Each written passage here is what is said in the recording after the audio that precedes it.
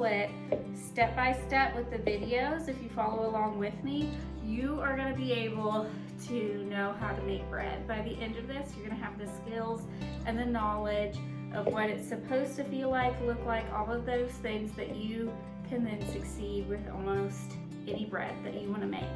And after this beginner series, we're gonna move on to like those who want to grind their own flour.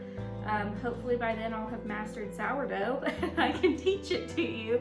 I've got it down pat with store-bought flour, but I'm still struggling to find a good balance with a recipe from my own home ground flour. So I do want to kind of pause, and right now, I want you, if you have any bread products in your house, I want you to go find them and I want you to look at the label. I want you to see the nutrition content, but more importantly, I want you to read the ingredient label. I will be shocked if there's anything less than 10 ingredients. In fact, you probably have a lot of things on there you cannot pronounce, you don't know what it is, especially if you were like I was before I started making bread and I was just buying the cheapest thing I possibly could because money's tight and it says whole wheat, so therefore it's healthy. Or hey, my kids will actually eat it. So that's kind of like how I had made decisions before, but once I started really paying attention to the ingredients, I was like, wait a minute, what am I putting in all of our bodies? And then growing up, I was always baking. My mom made a lot of our bread growing up. I was like, I know how to do it, it's easy, why am I not just making this a part of like my routine? And so that's what I've done. So here's a clip of me at the store, just showing you different ingredient levels, including the more expensive, like fancy, natural breads. And I want you to compare that to the few ingredients that we have here today.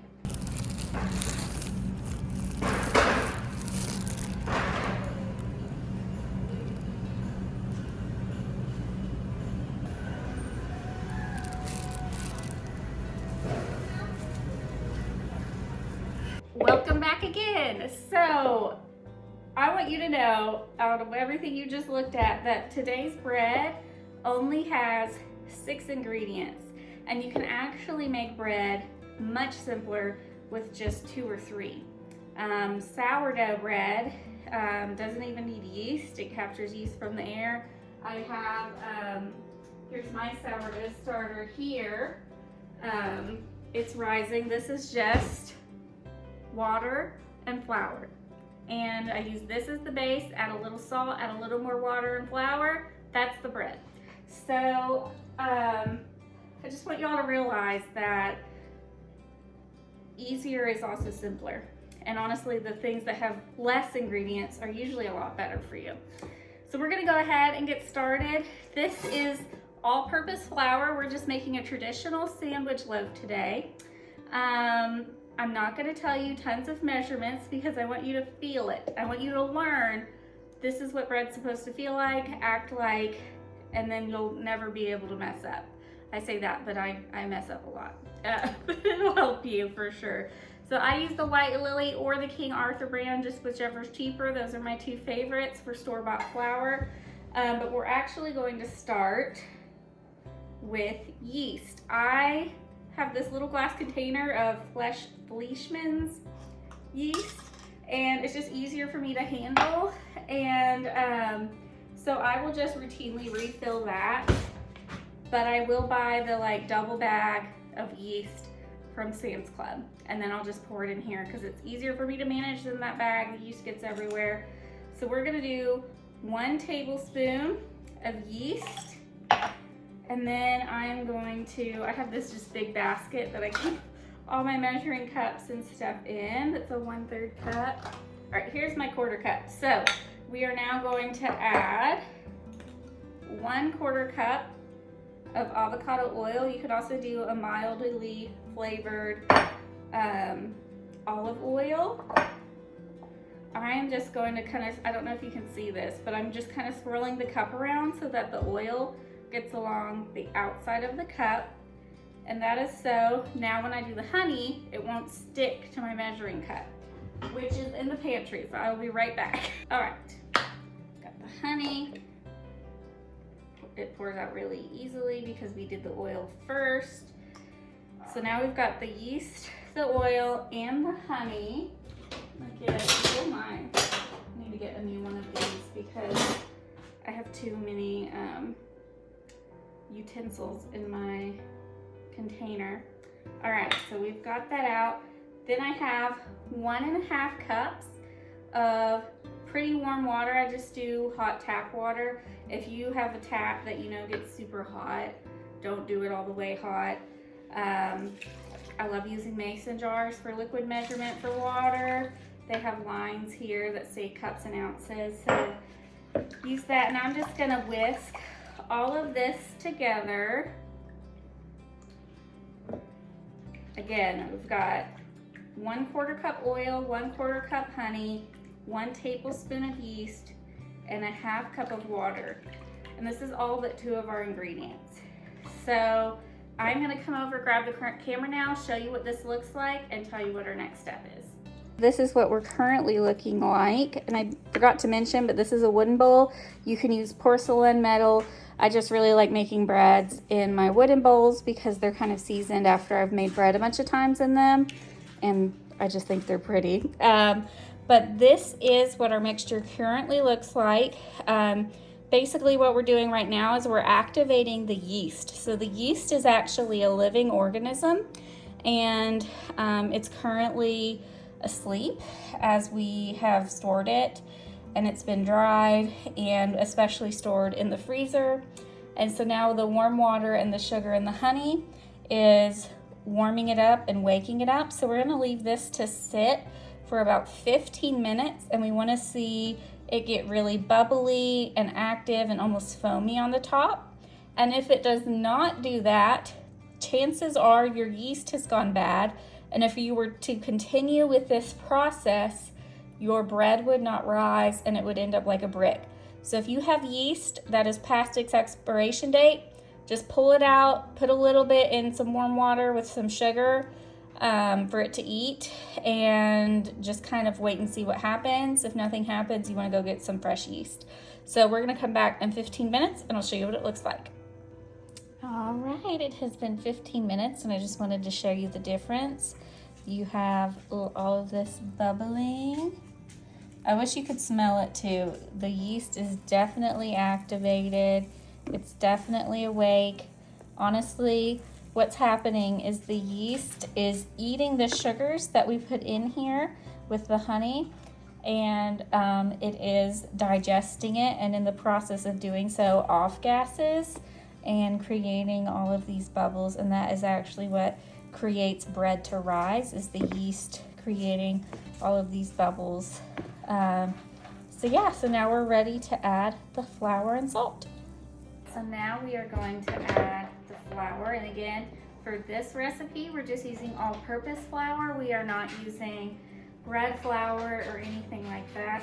All-purpose flour has one of the lower, if not lowest, gluten content, and gluten is, you probably have heard it, is the thing that some people are allergic to or have sensitivities to, but it's actually how much protein is in the flour, how much strength it has. So like for the breads that really need to rise a whole lot and like have a lot of structure, you really need to use a higher gluten flour so that it can sustain that.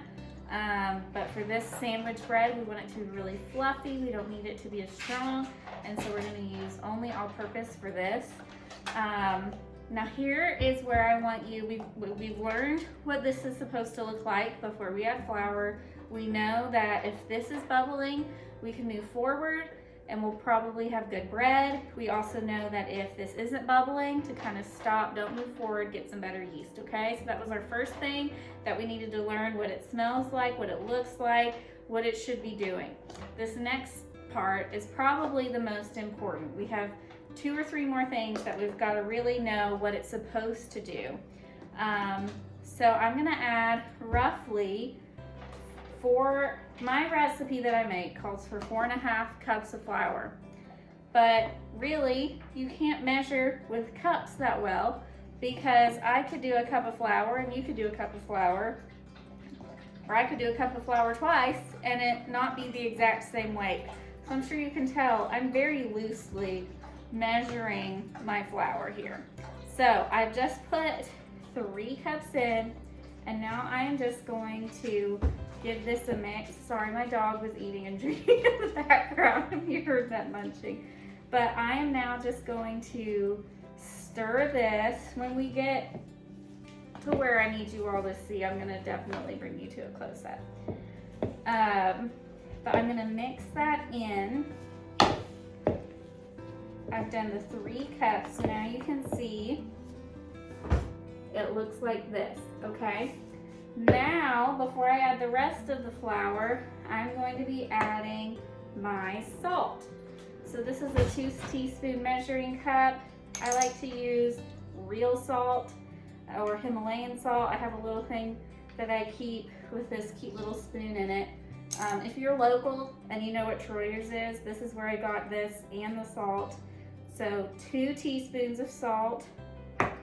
Salt is very important for bread. If you've ever made bread and forgot the salt, you'll be shocked at how it tastes. You do not want to add the salt until you add the flour, because salt is actually one of the things that can kill yeast. So you could have good yeast and it could be doing its thing, but if you add it in with the honey and the water, then there's a good chance that your yeast will not be as active as it should be. So this is what we currently look like. Our dough, I'm gonna step around here. Our dough is way too sticky right now, okay? It almost looks more like a biscuit dough. It's starting to come together. It's not pulling away from the sides. We definitely need more flour. Now there's a reason I'm not just giving you a strong measurement, other than we all measure a little differently. If I wanted to be real exact with all of that, I would just tell you to get a scale, which is how I do a lot of my baking, is from a scale. Get a scale, kitchen scale, and do everything by weight.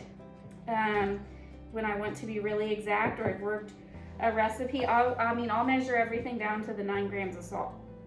But I don't know the science of this, but all I can tell you is sometimes it's raining outside, or sometimes it's really cold, or sometimes it's really hot, and I need more or less flour.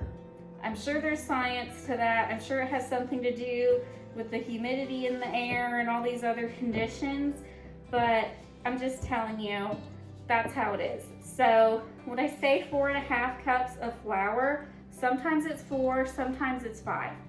You know, I usually have to tweak it just a little bit and just kind of know what it's supposed to look like, okay?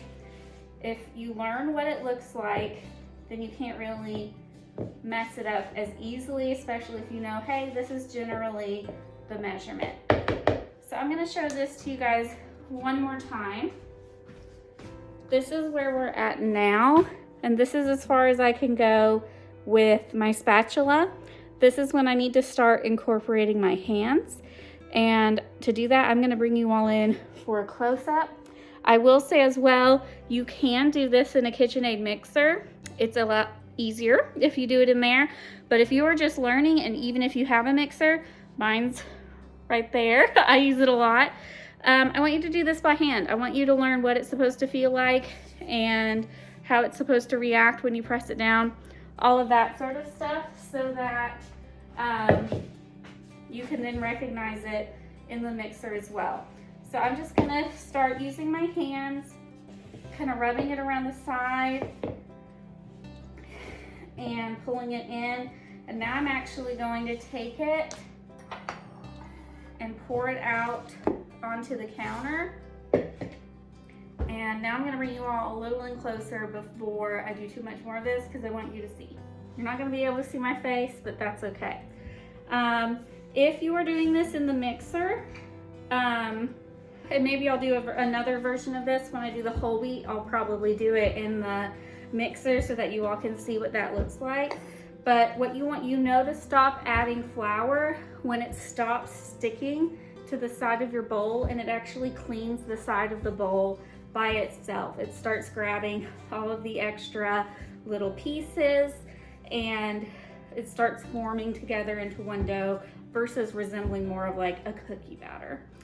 Now at this point, it's looking how I want it, and if I were to add a lot more flour, it would actually be a denser, harder, not as fluffy dough.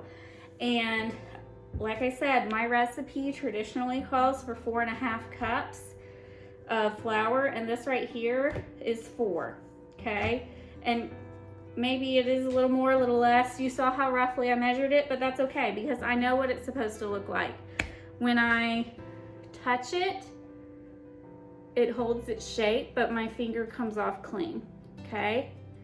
And it's stretchy and it all holds together. This is what I want it to look like, okay? So at this point, I'm just gonna pick up these little scraggly bits. This is when I need to start kneading the bread. Again, you can do this in the mixer, especially if you are differently abled.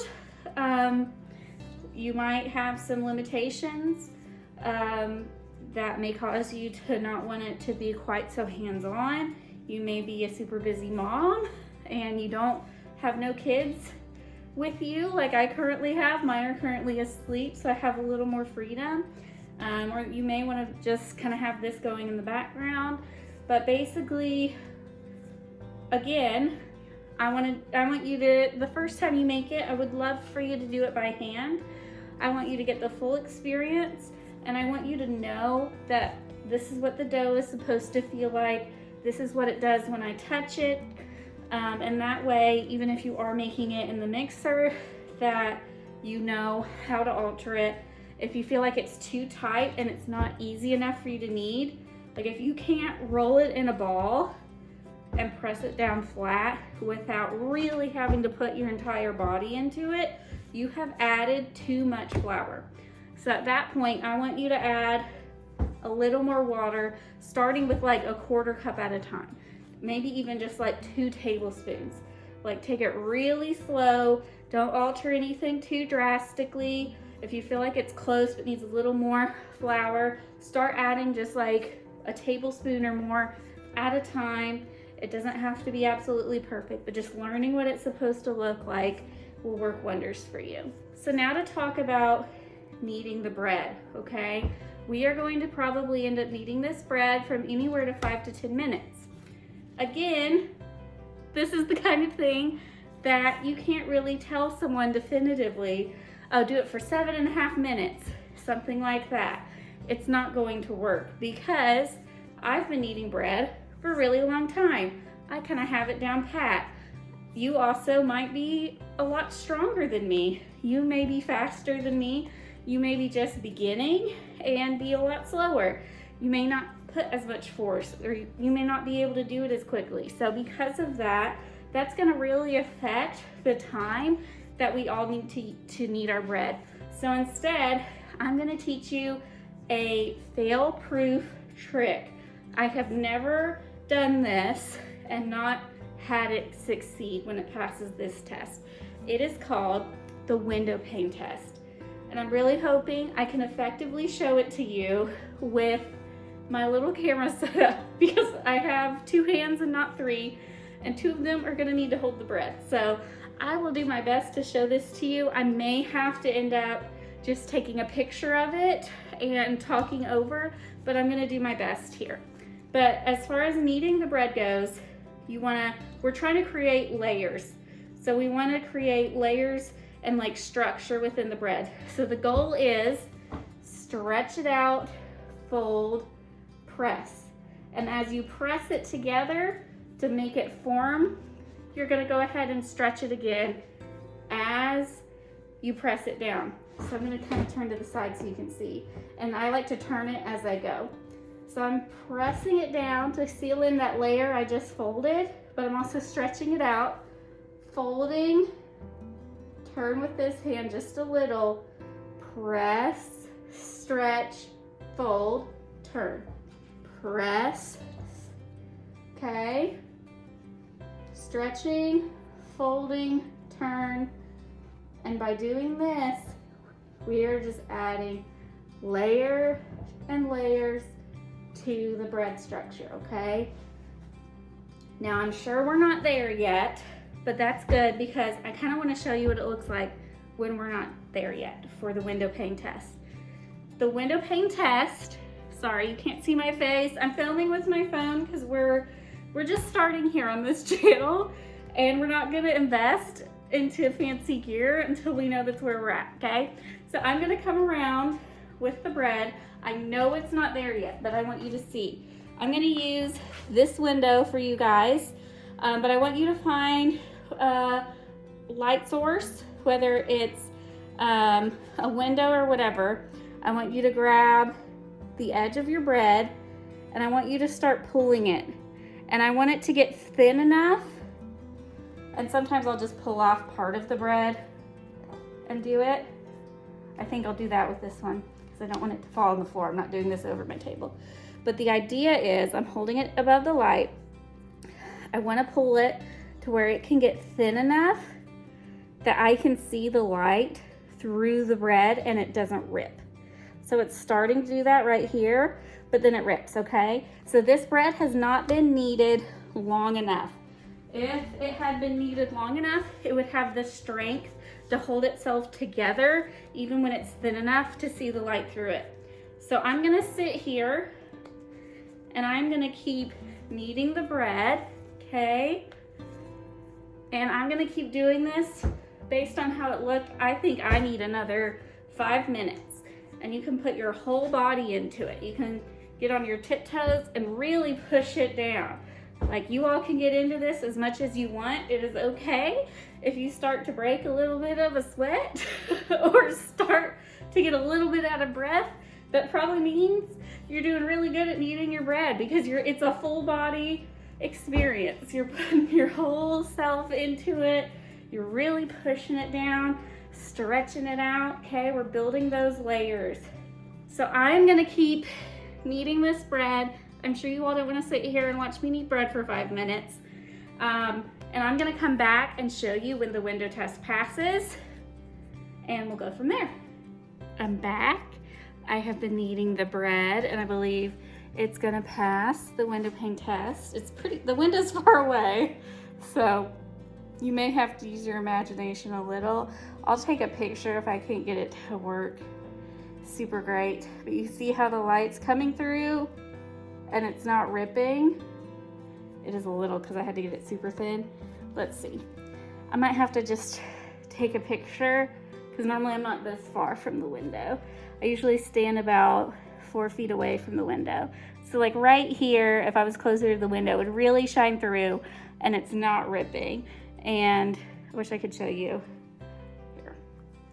I probably had it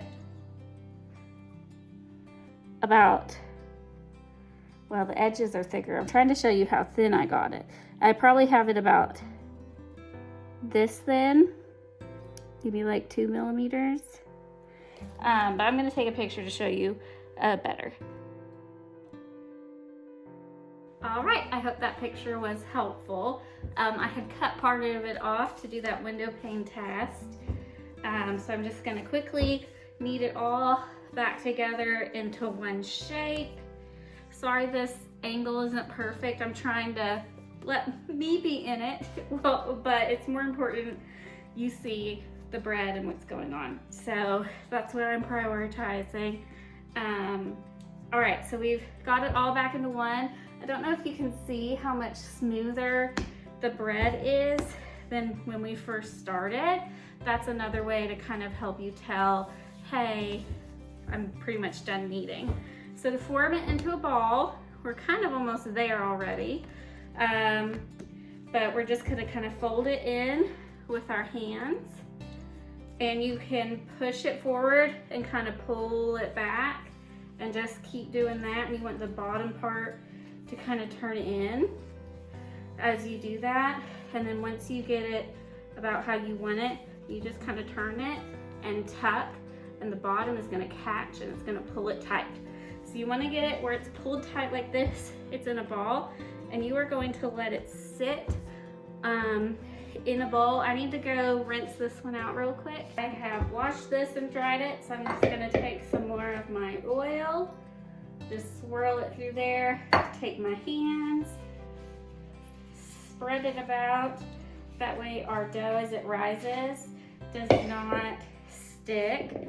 I'm gonna pick this up and then seam side down, just plop it into the bowl, and I'm gonna put just a touch of olive oil on the top. I'm gonna try to show it to you without it slipping out. Put my hand down here. Here's our bread. So now I went ahead, while I washed this, got this wet. This is, I believe, called a flour sackcloth. You can get like a very large pack of these really cheap. I'm gonna link it below. I love these. You can use them as a strainer for bone broths and other things, but it also, I'll just get them damp, put it on here, and now I don't have to put saran wrap on it. I can use these over and over again. The state of Tennessee, East Tennessee right now. I'm in the Jonesboro area. Yeah, we got a pretty decent snowstorm. I know Knoxville got it even worse than we did. But anyway, suffice it to say, anytime there's dramatic weather, it usually messes up your bread just a little bit and what you traditionally do. So what I'm actually gonna do is I'm gonna take our bread here and I'm going to put it in the oven with the light on. I'm not gonna turn on the oven. I'm just gonna put it on in there and just turn on the light. That'll help it heat up just a little bit. Take a picture of your, if this is your first time, I want you to take a picture of your dough ball in your bread bowl. That way you're gonna know when it's doubled in size. The goal here is for this to double in size. This is the first rise or proofing, as you will. So that yeast is gonna continue to eat the sugars in the flour and in the honey, and it's gonna bubble, bubble, bubble. It'll make it rise. And then we're gonna knock it down, put it in a pan, let it do one more rise, and put it in the oven. This will take anywhere from an hour to 3 hours. Again, it depends so much on the environment you're in. I've heard it also has to do with altitude, so many things. Just know what it's supposed to look like, then you can't mess up. If it's warm inside, just leave it out on your counter. You can also, if you have light shining in through a window, hitting a table, like put it on that in the sun. Just something kind of warm. You don't want hot, but just kind of warm. But we'll check back when it's doubled in size. All right, so here's our bread. It has doubled in size. When I press it, it holds my little fingerprint. It bounces up just a little bit. That's exactly what I want it to look like. So I'm gonna get my daughter her bottle and then change camera views and show you how to put it in the pan. So our bread looks just how we want it. So I'm actually going to spray my hands and the pan. I just have a metal bread pan. If you have a porcelain or glass one, that would be really good for this as well. Typically, a metal pan will give a little bit more of a darker finish than a glass pan will. Or yes, a glass or a porcelain, like stoneware and top kind of pan, but whatever is fine. So I'm just punching down the dough and going to, that's my oven, I was preheating it.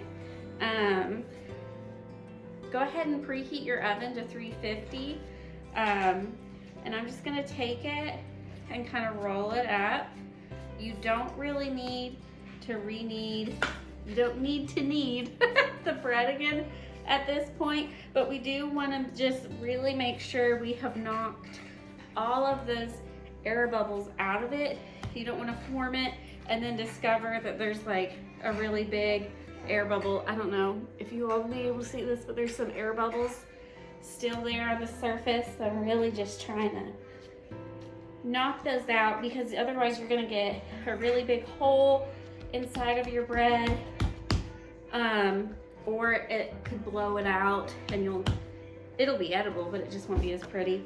So now I'm going to just kind of roll it up. The goal is to have it be a log shape. I'm gonna pinch together where we kind of formed a seam there. Got a little dog hair from my dog Pickles. But then I'm just gonna see, does this line up shape-wise? And it does. I obviously took tons of time here to make sure it's just aesthetically perfect. I'm kidding. But I'm just gonna roll it back and forth on this seam on the bottom. You see that there? I don't want that coming apart, so I'm just gonna kind of tuck it under itself so it doesn't get any longer. And then I'm just going to pick it up, and if you have a dough scraper like this, you can use it to kind of tuck under it and help you pick it up. And then I'm just gonna set it seam down in the bread pan. And this is what that looks like. So now that I've got my oven preheating, what I'm gonna do is recycle. First, I'm gonna spray this with a little olive oil on top. And then I'm gonna recycle my damp cloth from earlier. If yours is still wet, you can use it. If you need to put a little more water on it, you can. I was surprised, even with all the snow outside and everything, it only took my dough about an hour and a half to double in size. So just so you're aware, I do usually budget around an hour to 2 hours. So I've got my oven on, and as it preheats, I'm gonna just set this on my stove, and it'll be warm there because the stove is preheated. I'm not putting it inside the oven, I'm just setting it on top of the stove. And once this has, I'm not gonna say, it'll be close to doubling in size. Once this starts to rise above the pan just a little bit, and you see that dome, then that's the time to go ahead and put this in the oven. Alrighty guys, it has been about another hour, and I think we're about there. If you'll see, it's starting to pop above the pan.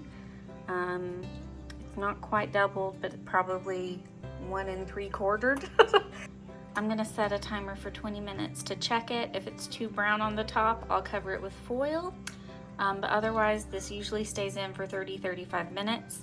If you want to test to see if it's fully cooked or not, you can put a temperature gauge in the bottom of it, and bread is fully cooked at 190 degrees. All right guys, the bread is out of the oven. I let it rise on a trivet for a little while. I let it sit for about 5 minutes after it came out of the oven, then took it out of the pan and let it rest. And here is our bread, nice and golden. Let's go ahead and cut through it, and I'll show you all what it looks like on the inside. Are you ready for this? There it is. Now if you'll take a little bit of a closer look, I want to show you what we're looking for here. So as you see, if I press it, it's still soft, but it bounces back. That's the perfect texture. We've got some bubbles here, and if you feel it, it's really soft. This is the perfect sandwich bread because it has some structure, but still a little bit of give to it. It's very soft. Let's go in for a taste. Sayla, do you want to try some bread? You want to come try some bread? Tell me if it's good. Mommy, I saw it was squishy too. You saw it was squishy? Yes. Can you tell the camera what your name is? Sayla. Sayla. How old are you, Sayla? 3. Would you like to taste some bread? Yeah. Tell me what you think. Cheers.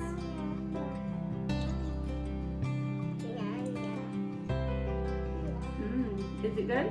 You give it a thumbs up? Should we put some butter on it and maybe a little jelly? Yeah?